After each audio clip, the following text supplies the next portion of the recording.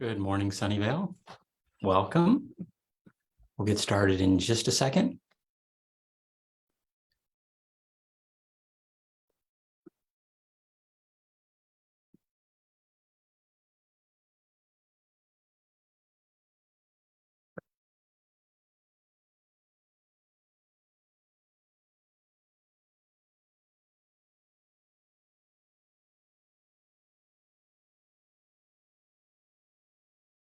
See, I think everything's going fine. It's like we're streaming okay.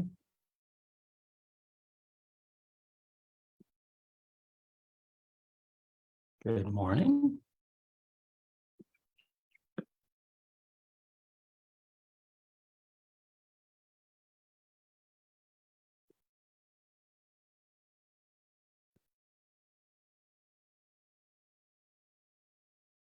Good morning.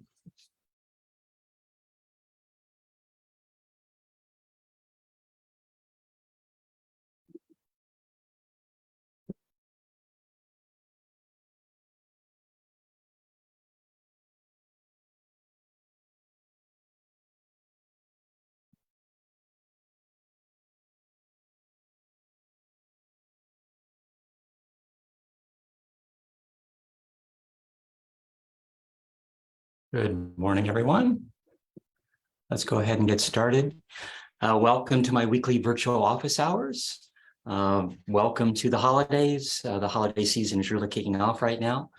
For those of you that are here early, you know, my early artwork this week is another mural from Trader Joe's. So definitely love the old Sunnyvale fire truck. But yeah, ultimately always happy to highlight all the different art that we have here in our community. We do have a great deal of art and always looking to add additional art as far as that's concerned. We actually have another phase of our utility box art program that's being kicked off right now. But if you get a chance, definitely take a look at all the different art. We actually have a city webpage talking about all the permanent art that's spread throughout our community. So if you get a chance, take a look at that. It's always something fun to do on a weekend. But let's go ahead and get started. Good morning. I'm Sunnyvale Mayor Larry Klein. Thanks for joining me again this week. This is the 142nd installment of my weekly office hour address. You know, I hope everyone's doing well, staying healthy. Definitely, you know, we've now reached 998 days, just a few days short of that 1,000 days since the March 16th, 2020 county health order started the shelter in place in an attempt to slow the spread of COVID-19. You know, almost 3 years ago now, I converted my weekly office hours at a coffee shop into this weekly live stream address, and pretty much haven't missed a week since, except for surgery.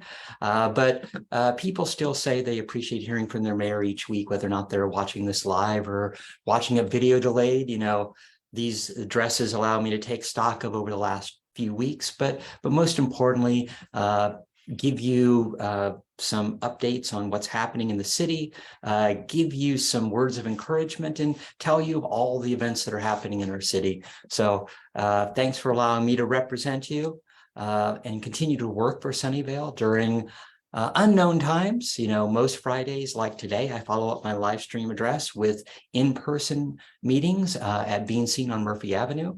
So if you would like to reserve 15 minutes or 30 minutes, just email me and we can figure out a time slot. You know, I also intermittently change the background art with art provided by the Sunnyvale Art Club. And today's piece, of course, was provided by Andrea Katura. It's called Hot Pants, and she provided to me over a month ago, but I've actually liked it. You know, it's really a nice background. And so I've been keeping that for a while. I'll probably be changing it up in the next week. Let's go ahead and talk about what's happened at the federal, state, county, and city level over the last few weeks.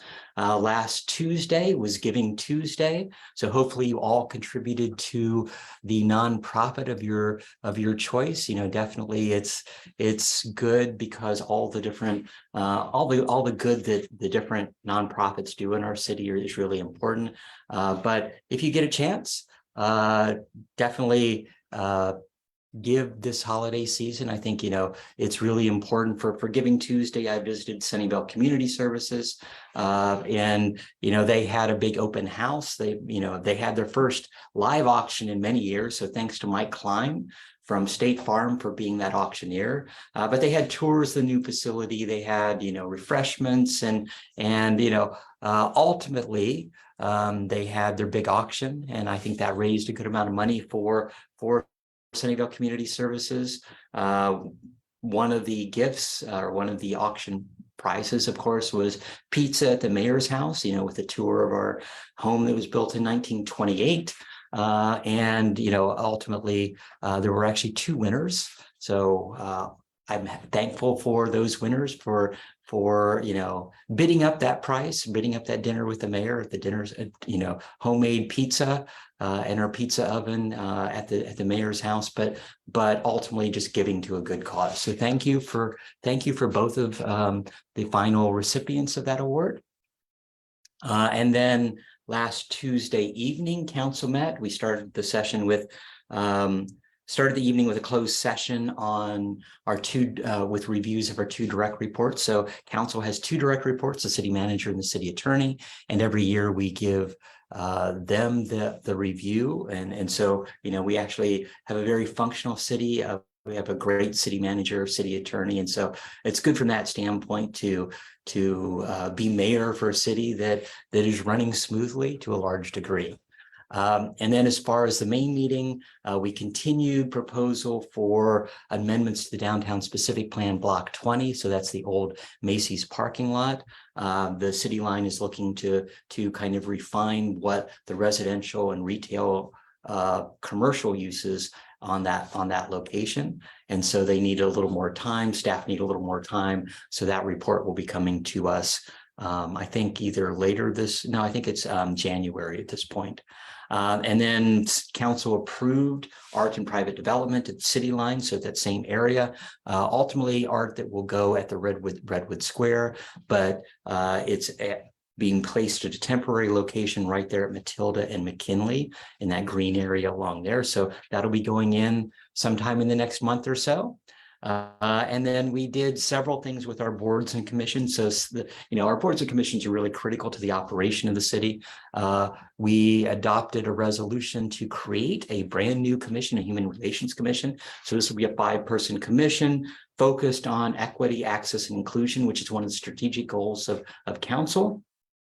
And, they'll be doing several things. They'll be, giving us recommendations on certain study issues that we're doing. But on a secondary thing, we'll actually, they'll be one of the main contributors to the multicultural event that the council said that we want to fund every year. So we'll be doing recruitment next year, early next year. But as that's opened up, I'll definitely highlight it here. We also dissolved the Board of Building Code Appeals, which hadn't actually met in 20 years. There are a few times that they almost met, but that actually didn't happen. Ultimately, the developer figured out and worked out the differences with staff. So in the future, if there's any appeals of building codes, ultimately that will go to council. And so we will be making that final decision. It really didn't make any sense to continue to have a commission or a board that didn't meet. So they would have to continue to do recruitment as people, decided that they didn't want to serve on a board that never meets. And ultimately, it makes it easier, and it's allowed by state law that council make those same decisions. And then last Thursday evening, I attended the grand reopening of Rooster Teeth Feathers. So fantastic to see them reopen after so long. We definitely need some humor, some laughter in our city, and it's great to have another entertainment venue that people can go to. So they had a difficult time, kind of surviving, although they did take advantage of being closed and renovated the interior. So it was good to be there. A lot of people showed up. So if so they have shows the rest of this month, and if you haven't had a chance to go by for a while, definitely go by Rooster Teeth Feathers. It is a hallmark of Sunnyvale for many years now. And then Saturday morning was, of course, the World Cup. The U.S. ended up losing in the quarterfinals. And so, or into the semifinals, and didn't make it through the quarterfinals. But if it's any consolation, of course, the World Cup will be coming back in 2026, summer of 2026. So as opposed to normally 4 years, it'll be 3.5 years away. And when it comes back, it'll actually be, in North America. So, 2 venues in Canada, 11 venues in the US, and 3 in Mexico.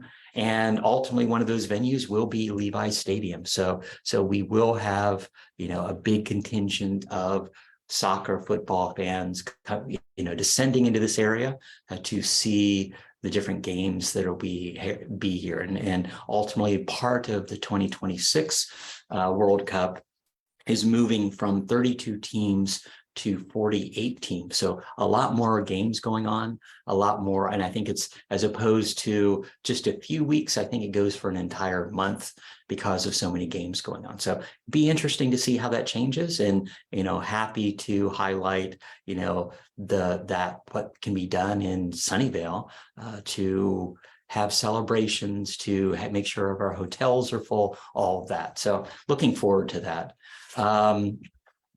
And then, let's see, at the, what was it? So that was last Saturday. And then, let's see, oh yeah. And then Saturday evening, so that was Saturday during the Saturday morning. And then Saturday evening on downtown Murphy Avenue, it was a little rainy, but definitely busy, thanks to all the choir singers and, from the local schools who came out to celebrate our 23rd annual holiday tree lighting celebration. And, it was good to see a lot of people in person, even because of the rain, their people still wanted to be there, and it wasn't as bad as it had been some years in the past. But because of the rain, we actually had to make the Sunnyvale Gingerbread Village unveiling virtual. And so, last year, Sunnyvale residents built the first ever Sunnyvale Gingerbread Village, which was at the library. It's now expanded. It's far, it's almost, well, maybe not twice the size, but it's a lot larger than it was last year. And if you want to see the Gingerbread Village, it will be displayed until January 7th at the library. So if you get a chance to go by, definitely see that. And then, of course, thanks to National Bank, to City National Bank, who provided a free photo booth for all the attendees. So lots of families had photos, and it was really great from that standpoint to be there in front of the tree, and just in people enjoying the holiday spirit. And and then of course later that evening, the Caltrain holiday train came to the downtown Caltrain station, and this is an annual thing, but it's one of the Caltrains is highlighted with lots of holiday lights, and then there's snow. And there's carolers, and there's music, and Santa's there, and Frosty the Snowman's there. So lots of fun things. It's only there for 20 minutes because it visits multiple Caltrain stations along the route. But I think it's actually really great that it corresponds to our tree lighting every year. And then all weekend, last weekend, there was a holiday craft fair at Fremont High School in their main gym, and that was the 34th year for that. I, went by, and lots of great crafts, and did a little Christmas shopping. So, that's always great. And then as far as this week, on Tuesday, council met in person for the first time in almost 3 years. We finally moved to that hybrid meeting instead of being solely remote. So all the council members, some staff, some residents were in person, and it was just great to be there in person, to actually see people, and read body language from my colleagues. But I think, it makes the meetings run a little bit smoother. Of course, now we actually have to do 2 levels of public comment. So we do the in-person, public comment followed by remote public comment. So it slows down, from a process standpoint, it's a little bit slower as opposed to everybody remote. note, but I, applaud staff for getting us back to that level. And so, especially as we look at changing of council, so adding, some departing and some new members coming in January, we will be doing all that celebration in person. And then as far as the main meeting is concerned, we approved the study for a revised cricket stadium proposal at Baylands Park. So we talked about that in the past, but ultimately a local group has proposed a minor league team to be there at a new cricket field, and it's as opposed to a stadium, which was the initial vision. It's now just a field, so much less permanent occupation of Baylands Park. But I think it's a multi-use field, so it could be used for other things. But cricket is very popular, especially youth and women's cricket in the area, and especially as far as Sunnyvale is concerned, I do think that there's a big need, and so it was good to see that be approved and ultimately further evaluated as far as implementing what that cricket field could look like. And then we also approved the city's response to the 2022 Santa Clara County Civil Grand Jury Report titled, "If You Only Read the Ballot, You're Being Duped." And this was basically a grand jury investigation of the ballot measure that Valley Water put on the ballot this year in June. That was, I'll say, disingenuous when it said we're going to limit the board members, Valley Water board members, to 4 terms, even though they only currently had 3 terms. So it was actually expanding, not limiting, but it ended up passing. And so the grand jury wanted, each city to say, well, we want the county council to review each city's ballot measures. What that would do to time, however, and in general, it's like our city council does that review. And I think maybe, from a county standpoint, having any county measure reviewed by the county council makes sense, but the city makes it very, very hard effort to make sure that the ballot terminology is clear, is fair, is completely non-biased at the end of the day. And so, I think we're doing a good thing as far as our city's concerned. And ultimately, for most of those, we said, we wouldn't be implementing what the grand jury was requesting. And then we approved the adoption of an ordinance regarding carry concealed firearms in sensitive places. So in the majority of sensitive places, since we will now not be allowed to have, you will not be allowed to have a concealed firearm if you have a concealed carry permit, and that doesn't apply, of course, to police officers and active military that might be there. It's like sometimes we have defense contractors and things of that nature that conceivably one of the visitors might have Secret Service or FBI or anything of that nature. So we made exclusions as far as that's concerned. But this basically says that even with a concealed carry permit, you can't go on to into City Hall, into churches, into schools. So we tried to make it more, more prevention, within 1,000 feet of these these locations, not that it's going to fix everything, but if somebody sees a gun, that's being concealed within this range, somebody sitting in a car or whatever, they can call the police, and the police have at least now an ordinance to do further investigation and conceivably cite that person and conceivably prevent a tragedy that we never want to happen in our community. And then on Wednesday of this week, Dr. Cody, our county health officer, had a press conference and talking about the rising numbers of COVID and flu and RSV within the community. So, the county monitors our wastewater systems and have seen, in basically monitoring that, seeing a sharp uptick over the last few weeks, especially since Thanksgiving. And then it's just between the flu and RSV, a slight increase in hospitalizations.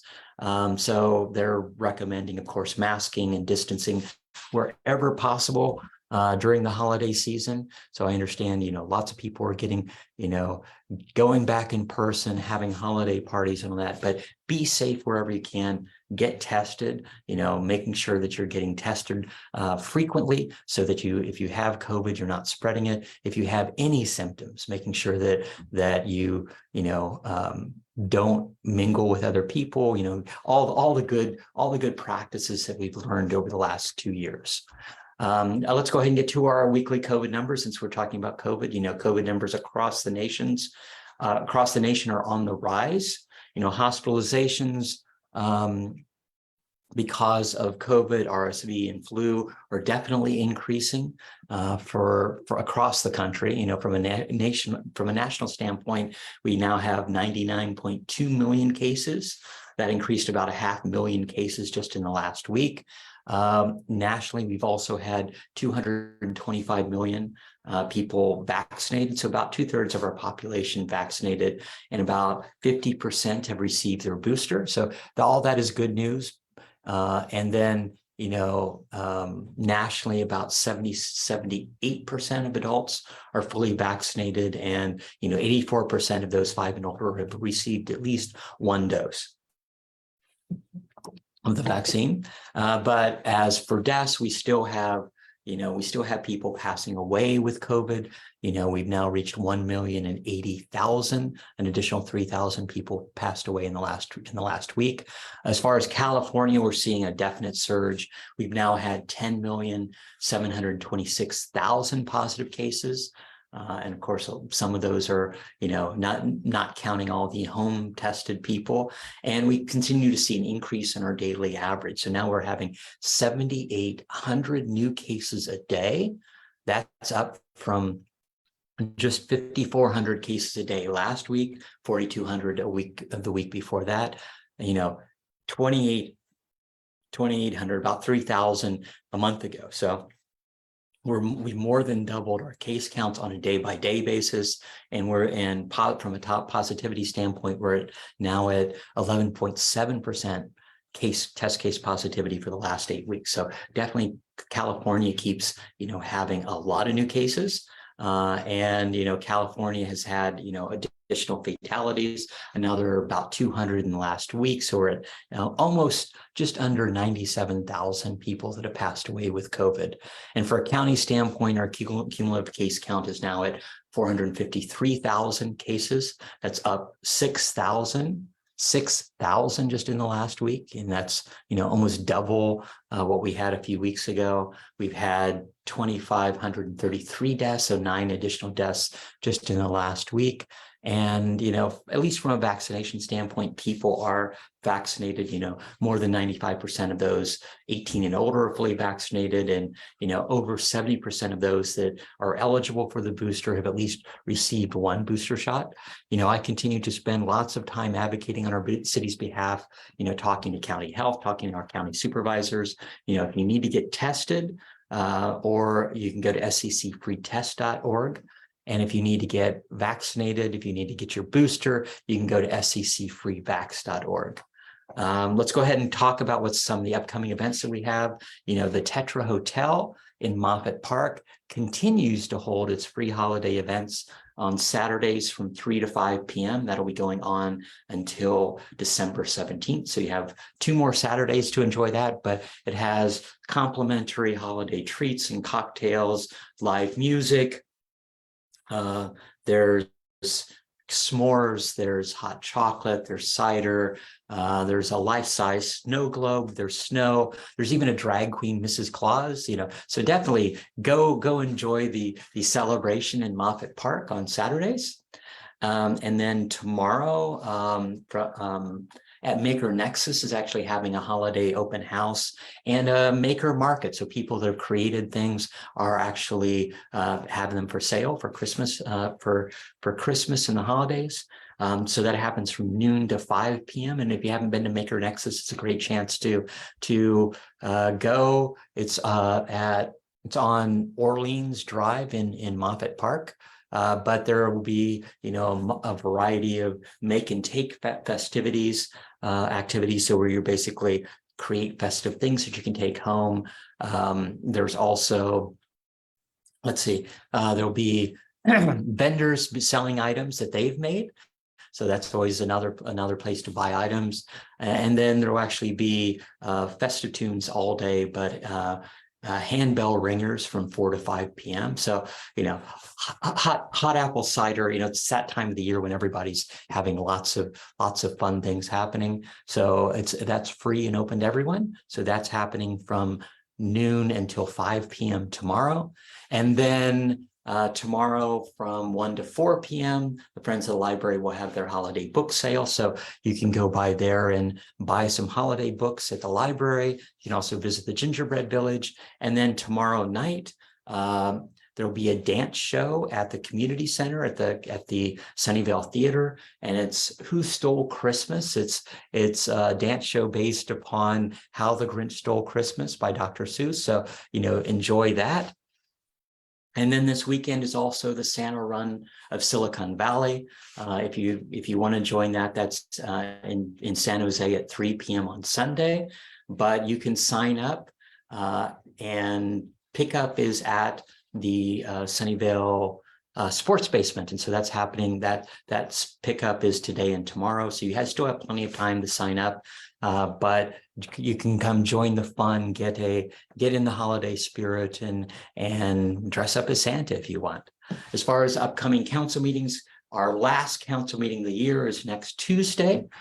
So you can now come and join that. But ultimately, we receive our comprehensive budget analysis for the last fiscal year. So it takes about 6 months to have all the auditors kind of go through that. We do we look at approving the year-end budget modifications for any additional funds that were left over from the last budget cycle.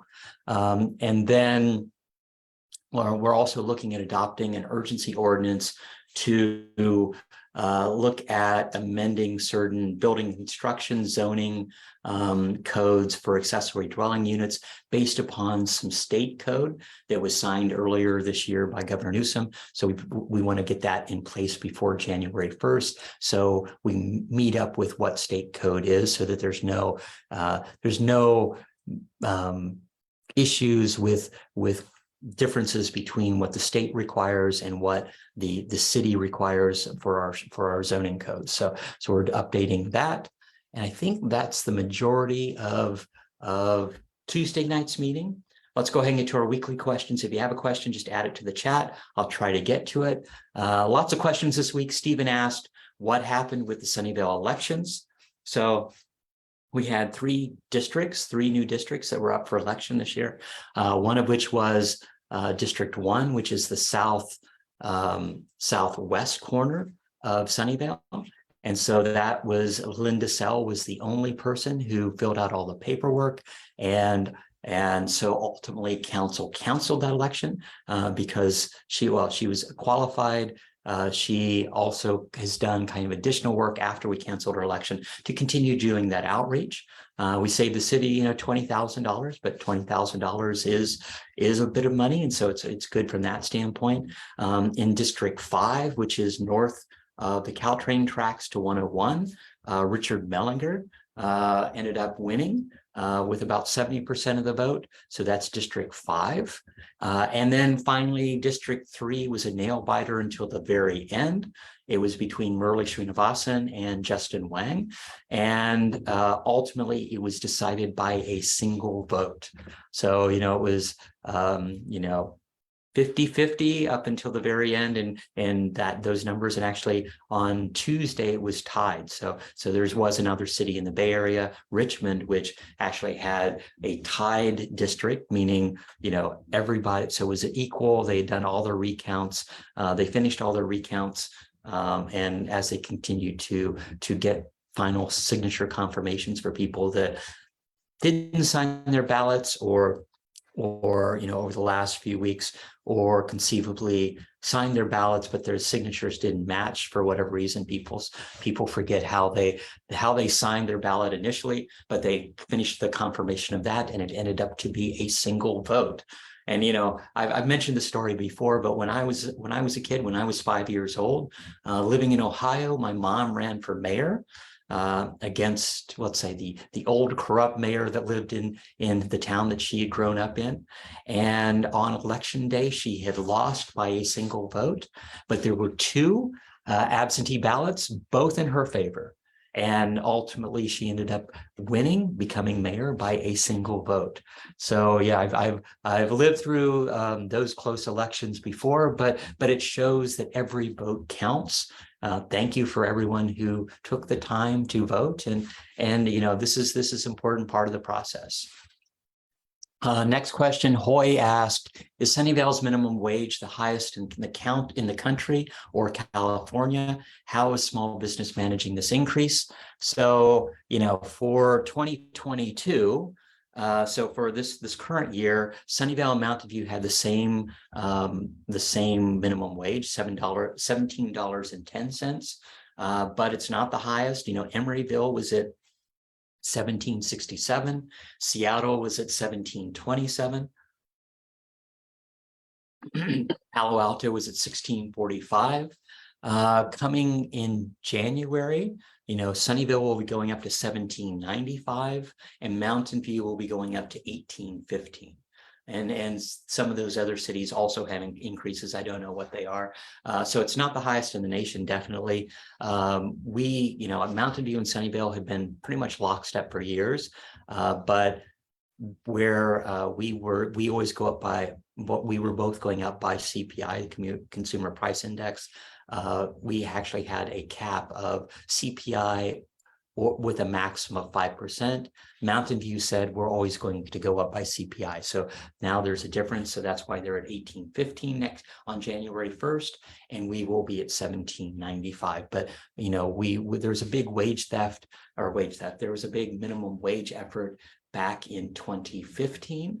And about half the county said that they were going to speed up the process of going to $15 and then going beyond that, figuring out how they're going to increase based upon CPI every year. And so Sunnyvale and Mountain View were leading the way as far as that's concerned. And, the federal minimum wage still sits at $7.25 and has not progressed since 2009.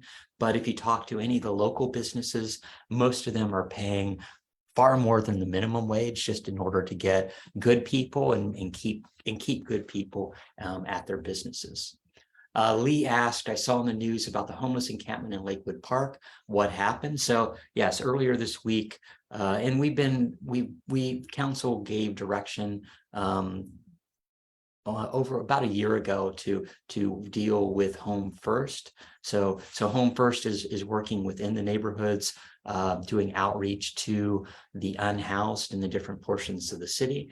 There was an encampment that was at Lakewood Park that got progressively worse, and the residents had been complaining. We talked earlier this year about changing the ordinance to make it so that loitering isn't allowed in city parks. And what that actually meant when that finally went into effect. We had people saying that they wanted to use the picnic areas. They were, it was right next to Lakewood Elementary. So lots of complaints from that standpoint. But council, gave direction that Home First should do outreach, and they visited, since July, they visited the Lakewood Park over 50 times, but offering them, as we said, okay, you need to please take a shelter bed. So we reserved, because the county does referrals, we said, okay, we want to make sure that we have control of a certain amount of people that we can place into shelters. And make sure that they have a shelter bed for as long as they want it. We had shelter beds reserved. None of the people there at Lakewood Park said that they wanted to take a shelter bed. So I was a little sorry about that. It's like it would have been really nice to get them out of the cold, especially this time of year. But none of them took us up on that. So, I was sorry to see that happen, but, ultimately they decided to move on.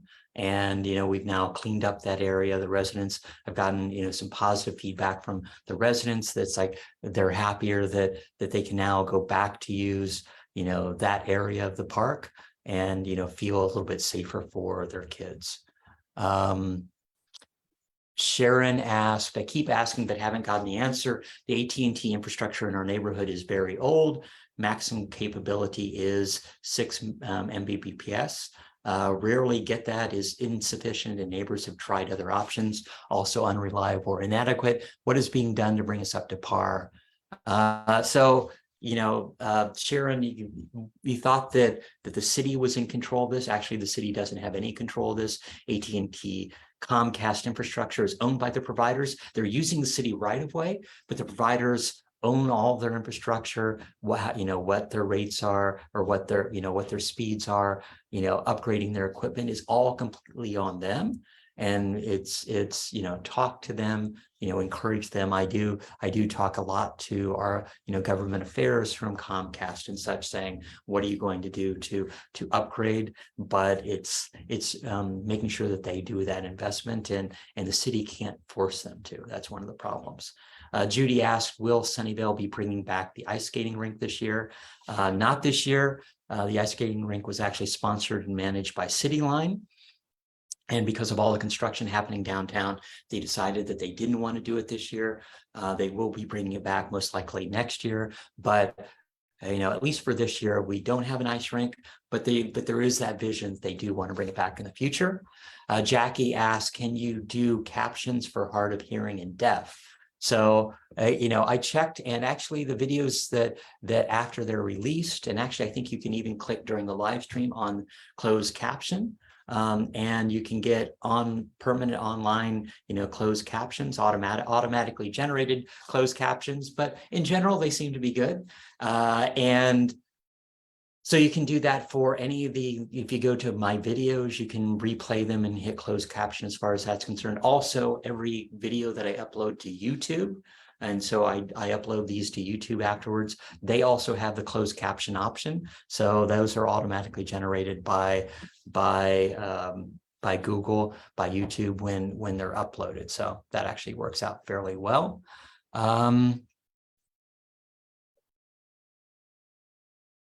Don't see any other questions. Let me see.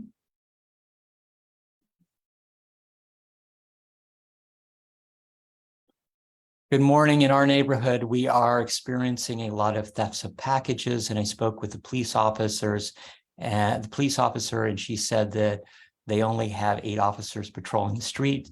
Can we have more officers on the street? So there's a balance of, patrols. There are actual special detective units out there right now so we have 8 officers patrolling the streets. So thank you, Bain. But we have 8 officers patrolling the streets. We have officers, at the fire stations, all of that. But we also have detectives. They're actually doing, let's say, stings to try to catch some of the people that are stealing packages. So working with neighbors to put, let's say, fake packages on the front porches, and then having them trying to be conceivably taken by some nefarious person, trying to take advantage of what people have on their front porch. So we do have that. It's not an easy sort of thing to just say add more officers, but definitely we do conceivably look, and especially as we add more population, as we add more housing, we look at those service levels and conceivably adding additional officers in the community. I think that's it for now. If I didn't get your question, I will go back through it later today or this weekend. Let's go ahead and wrap up. Thanks for joining me again this week. We're still in uncertain times. New issues come up all the time. The tridemic of cold season is on us right now. Please, but, be safe. But, what I want you to know that no matter what challenges we face them together. I'm proud of Sunnyvale and how our residents have responded to the challenges of the last few years. I am thankful to everyone who helps out in our community, showing their generosity, showing their kindness. Your actions and your attitude really do make a difference. Sunnyvale will emerge from this as a stronger community. We're in this together, and we will get through this together. Thank you very much. Thank you for listening. Thanks for joining me again this week. Have a wonderful week and a wonderful weekend. Goodbye.